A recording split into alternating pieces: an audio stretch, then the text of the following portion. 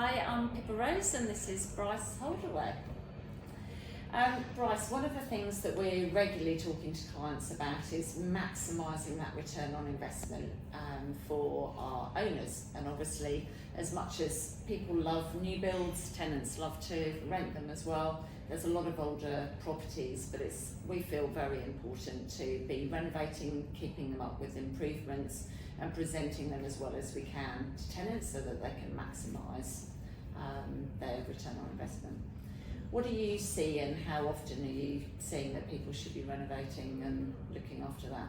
Yeah, it's a really good question. I think one of the things that as an underlying philosophy for us is location does 80% of the heavy lifting, right? So I'd rather have an average house in a great location than a great house in an average location. So if that's the case, that's where the opportunity exists for someone who has the risk profile to do the renovating, because it's not for everyone, but the returns, if you do it right, are usually pretty good. So if you are buying the best location and then you get the tired house, and then you have the ability to know how to spend $1 that will return value of at least $2, in some cases $3, well, there's a whole range of benefits, because not only when you renovate do you increase the value, you also get to increase the yield. You also get to create a non-cash deduction in the form of depreciation, which means you get more tax back. So increase value, increase yield, get more tax back.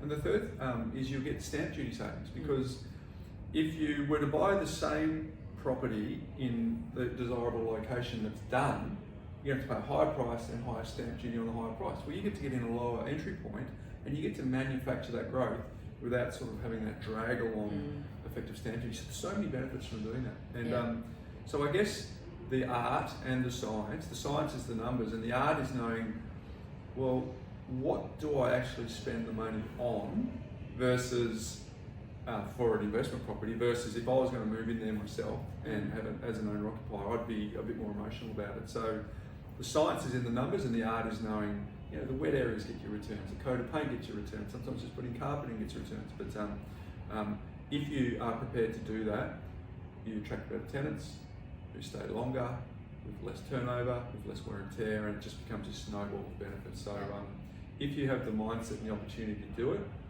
on the basic premise that an average property in a good location is better than a good property in an average location, then I think that's one of the ways that you get to influence the market in your favour. We call it turning apples into apple pie. Yeah. You know, adding that value. Yeah.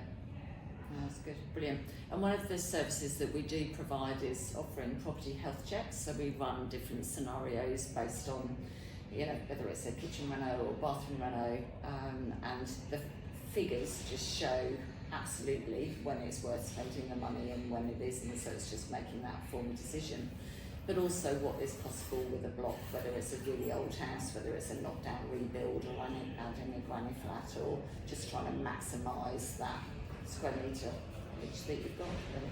Well, I think what you're describing there is an external objective view on what makes sense to spend the money on and what doesn't make sense to spend the money on, because you're coming from the perspective of what's the best return on investment for the client for the long term, whilst also trying to maximise the quality of the tenant. So I'm a bit, we've done renovating, my wife and I, in our own portfolio.